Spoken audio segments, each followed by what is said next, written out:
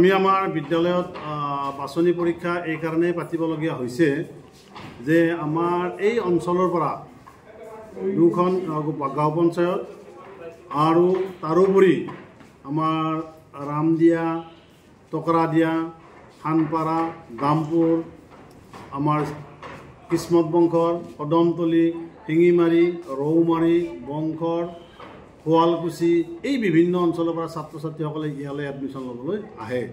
আমি দেখিছোঁ যেতিয়া সৰহসংখ্যক ছাত্ৰ ছাত্ৰী ইয়ালৈ আহে আমাৰ চিটৰ কেপাচিটি সিমান নাই। আমি মাত্ৰ 6ৰ কাৰণে 90জন ছাত্ৰ ছাত্ৰী আৰু ক্লাছ 10ৰ কাৰণে 100জন ছাত্ৰ ছাত্ৰীহে দিব পাৰিম। ইতিমধ্যে আমাৰ ক্লাছ 9ৰ কাৰণে 124জন ছাত্ৰ ছাত্ৰীৰ ফৰ্ম লৈছে আৰু 9ৰ কাৰণেও আমাৰ 6ৰ কাৰণে আমাৰ 122জনে লৈছে।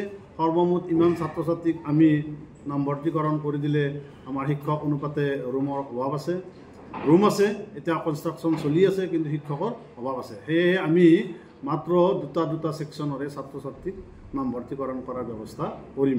যদিও চৰকাৰীভাৱে এই ব্যৱস্থাটো নাই, অৰ্থাৎ চিট পৰীক্ষা বা আসন বাছনি পৰীক্ষা চৰকাৰীভাৱে আইন নাই, নহ'লেও কিন্তু আমি মাত্ৰ ৰুমৰ সুবিধাৰ কাৰণে বা শিক্ষকৰ সুবিধাৰ কাৰণেহে আমি হিচাপ কৰি ৰাখিবলগীয়া হৈছে। এই ক্ষেত্ৰত বিগত বৰ্ষত আপোনালোকে কিমান ছাত্ৰ ছাত্ৰীক ইয়াত এডমিশ্যন দিছিল টোটেল? যোৱা বৰ্ষত আমি ক্লাছ 9ত 99 ষ্টুডেণ্ট আছিল আৰু ক্লাছ 6ত আমি যোৱা বছৰ 61 দিছিলোঁ, কিন্তু যোৱা বছৰ আমাৰ মুঠ কিমান ছাত্ৰ ছাত্ৰী আছিল আপোনালোকৰ স্কুলত যোৱা বৰ্ষত? হয়, 353জন আছিল।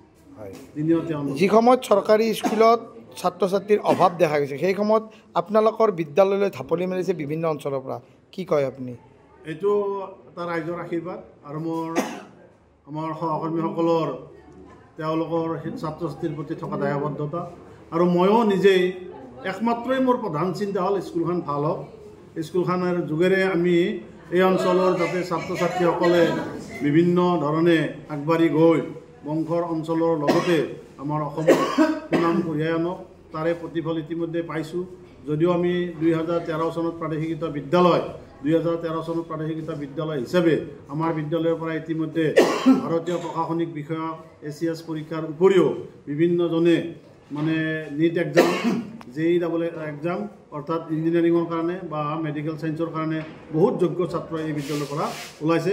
মই আশা ৰাখিছোঁ আৰু যিসকল ছাত্ৰ ছাত্ৰী আমাৰ ইয়াত অধ্যয়নৰত হৈ আছে তাৰো মাজৰ পৰাও আৰু ভাল ছাত্ৰ বুলি আমি আশা কৰিছোঁ। গাৰ্জেনসকলে যদিহে আমাক সহায় সহযোগ কৰে।